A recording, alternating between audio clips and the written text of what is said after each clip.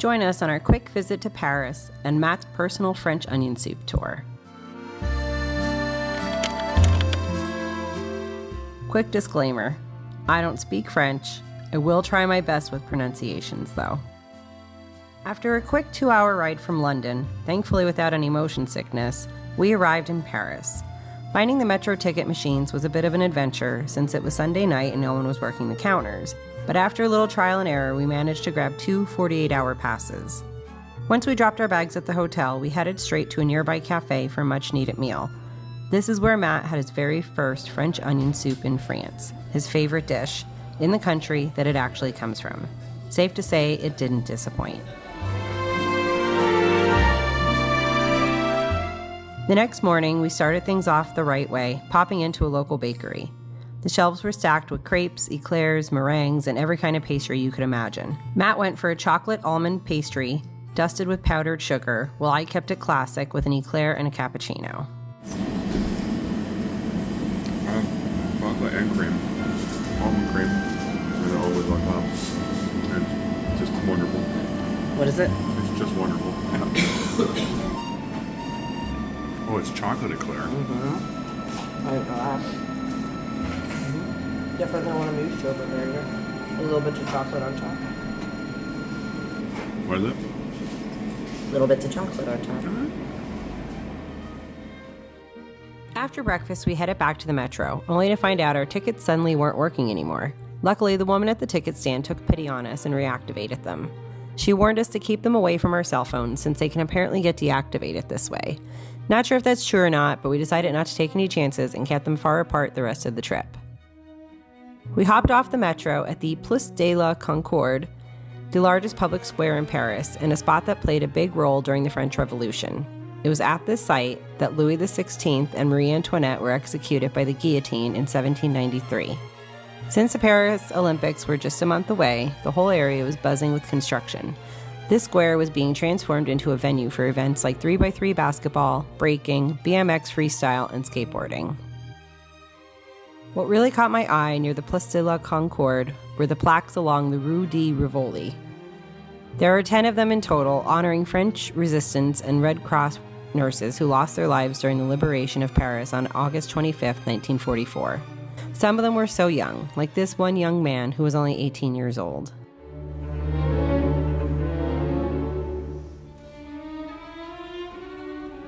From there, we continued our walk down the Rue de Rivoli and made our way to the grounds of the Louvre. The Louvre is not only the most visited museum in the world, but also one of the most iconic landmarks in Paris.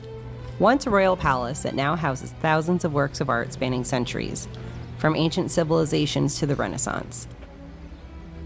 Visitors come from around the globe to experience masterpieces like the Mona Lisa, the Winged Victory of Samothrace, and countless treasures of human history. Several French royalty lived at the Louvre while it served as a royal residence, including King Philip II, King Charles V, King Henry IV and his wife Marie de Medici, and later King Louis XIV and his first wife Maria Theresa of Spain and their children. Louis XIV eventually moved his court to the Palace of Versailles, but the Louvre remained a royal residence and center of court activity.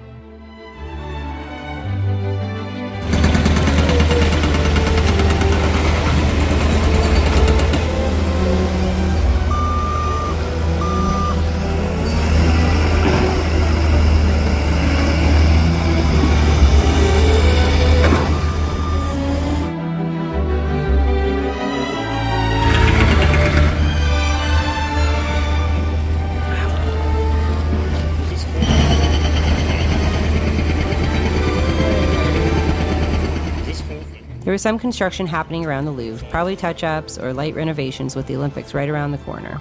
Even so, it was packed, crowds everywhere, and a few photo shoots happening while we were there, which was fun to watch.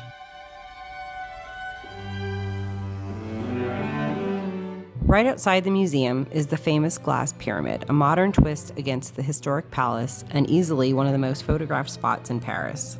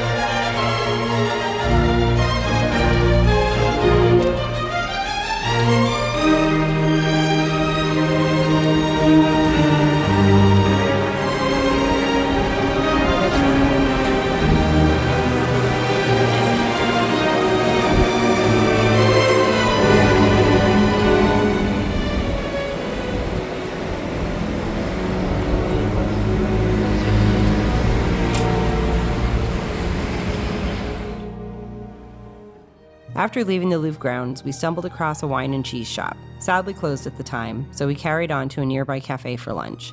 We ordered cappuccinos, a glass of wine, and a beautiful cheese platter to share.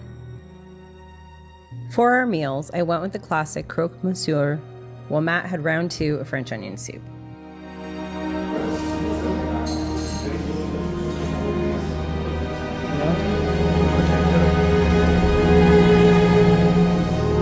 Not quite the cheese ball, but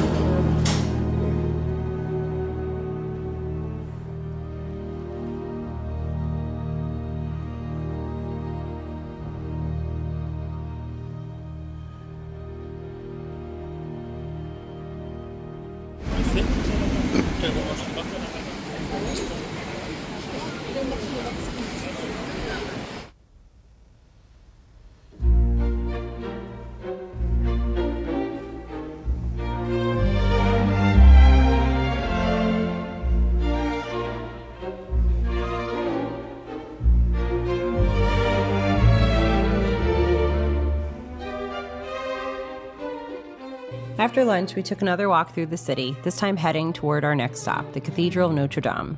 The church was badly damaged in the 2019 fire, but when we visited, renovations were in their final months. Outside, there are displays documenting the incredible amount of work and countless hours that have gone into restoring the cathedral to its former glory. It was inspiring to see how much care and detail is being put into bringing this Paris landmark back to life.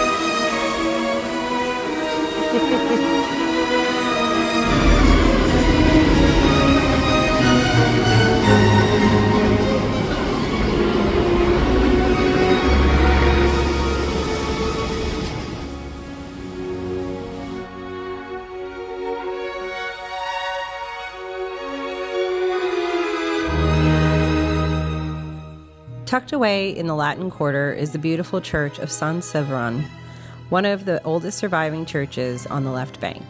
Its Gothic architecture, complete with soaring columns and colorful stained glass, offers a peaceful contrast to the busy streets outside. The church dates back to the 13th century and has long been a place of worship for Parisians. Walking inside, you really get a sense of history and a calm that makes it a hidden gem in the heart of Paris.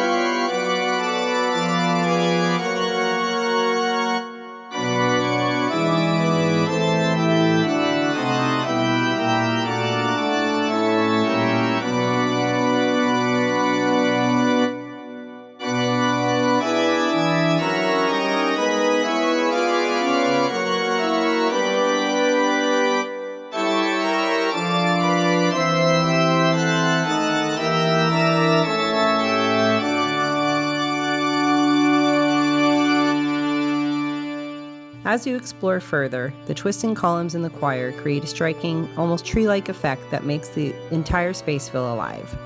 The stained glass windows, some dating back to the Middle Ages and others designed in the 20th century, bathe the interior in vibrant color. With its mix of old and new artistry, Saint-Sévérin feels like a living timepiece of Parisian faith and culture, quietly sitting just steps away from the bustling streets of the Latin Quarter. The church is free to enter, but we always recommend leaving a donation if you're able. It helps with the restoration and upkeep of such a historic place.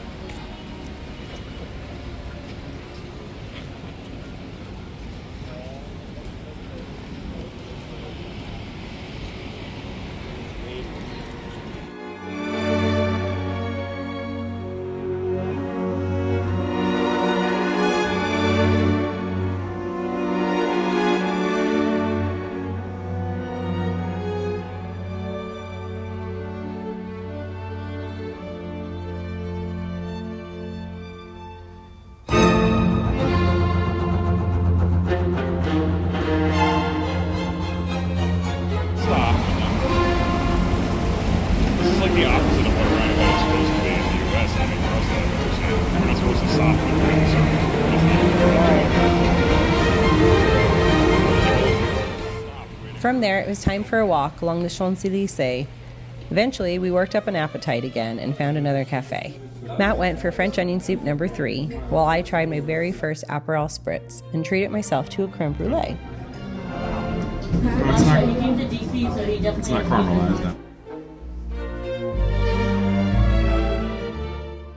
Before we move on, if you're enjoying this video, please consider liking and subscribing to our channel. Hit that notification bell so you know every time we upload a new video. The next stop on our self-guided tour is the Arc de Triomphe, one of Paris's most iconic monuments, standing proudly at the end of the Champs-Élysées. Even from the outside, its massive size and detailed sculptures are impressive, honoring those who fought and died for France. Napoleon Bonaparte commissioned the construction of the Arc de Triomphe in 1806 to honor the French Grand Army after the Battle of Austerlitz. However, construction was halted after his defeat, and the arc was not completed until 1836 after his death, during the reign of King Louis Philippe. But we didn't go up to the top for a view, just standing beneath it gave us a real sense of history and importance.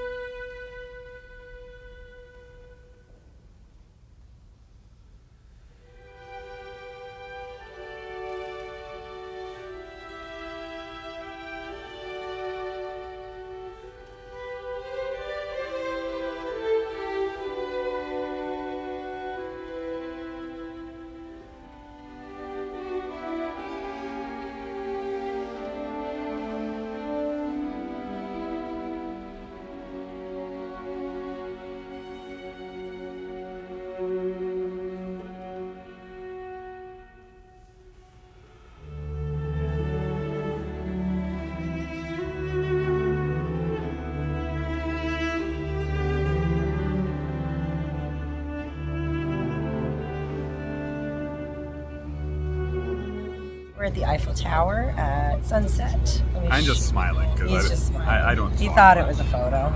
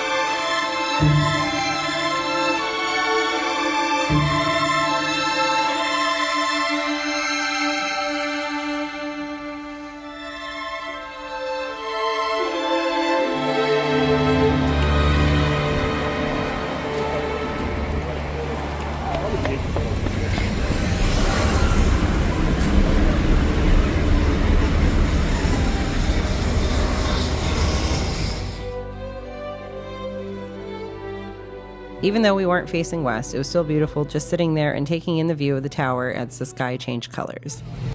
Our main destination that evening, though, was the world-famous Moulin Rouge. The Moulin Rouge is one of Paris's most famous cabarets, instantly recognizable by its bright red windmill. Since opening in 1889, it has been a symbol of Parisian nightlife, known for music, dance, and of course, the can-can. Even if you're not catching a show, the vibrant lights and atmosphere make it a must-see stop.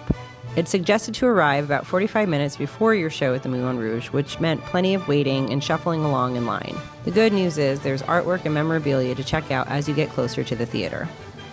Once inside, there are no photos or filming allowed during the performance, but we did manage to grab one quick shot before the lights went down. You can definitely see how tight the seating is, and you get very cozy with your neighbors, but it adds to the lively atmosphere. The show itself was fantastic, and if you ever get the chance to go, we highly recommend it. Afterward, we were starving, so we stopped at a nearby restaurant for a late-night bite. I went for a classic burger and fries, while Matt tried the Croque Madame. Basically, the Croque Monsieur I had earlier, but with a fried egg on top. The next morning, we had tickets for the Eiffel Tower, but we underestimated how much time you really need, even with time tickets. Unfortunately, we never made it inside the grounds and ended up wasting that money, so take it from us, don't plan your visit for the morning you're leaving the city. Give yourself plenty of time. We made one last cafe stop, another cappuccino and a crepe for me, plus a glass of wine, and of course one more bowl of French onion soup for Matt. By this point, it had basically become his Paris tradition. That's a decent one.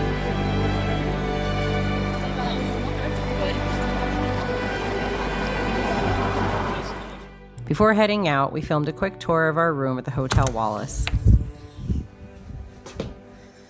You walk in, we got a little bathroom, a safe, wardrobe, coffee maker down here, fridge down here, toilet, a shower, where the rainfall shower head.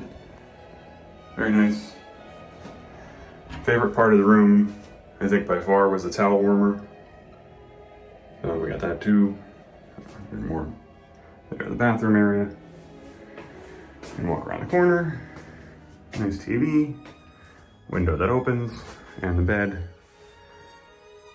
Ignore the fact that the bed is not made because we took this video after as we're checking out. Really forgot to do it ahead of time. Lights and power outlets on both sides of the bed. Nice little sitting area. And also there's another power outlet in bathroom, and that appears to be it. There are only this power outlet here and these two on each side of the bed. And as most places we've been at recently do now, you have to put your key in order to turn all the power on in the room. And you take the power up, lights go off. So that is the Hotel Wallace in Paris.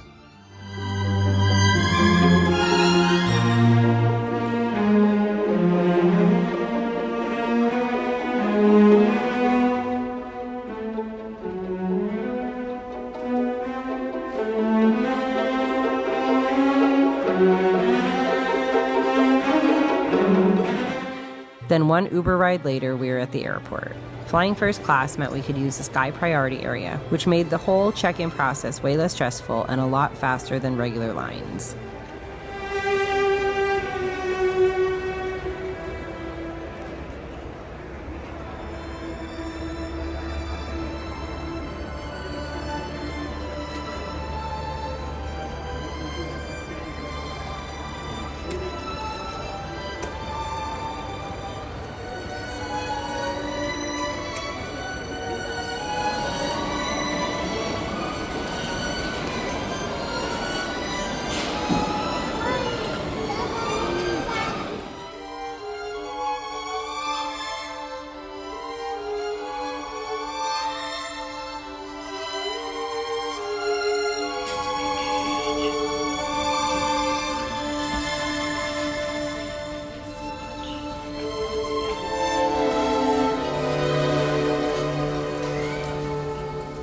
First class lounge had a great selection of wines and spirits, plus plenty of food to enjoy while waiting for your flight. We took one last look around before boarding. Paris, we bid you adieu, and goodbye Europe until next time.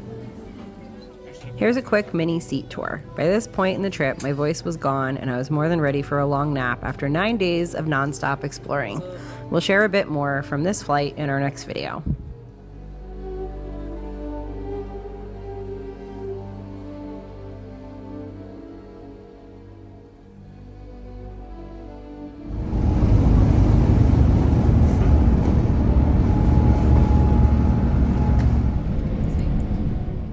Speaking of next time, join us as we visit the last city of this trip, enjoy some delicious tacos, and check out another beautiful church and wrap up our 2024 adventure.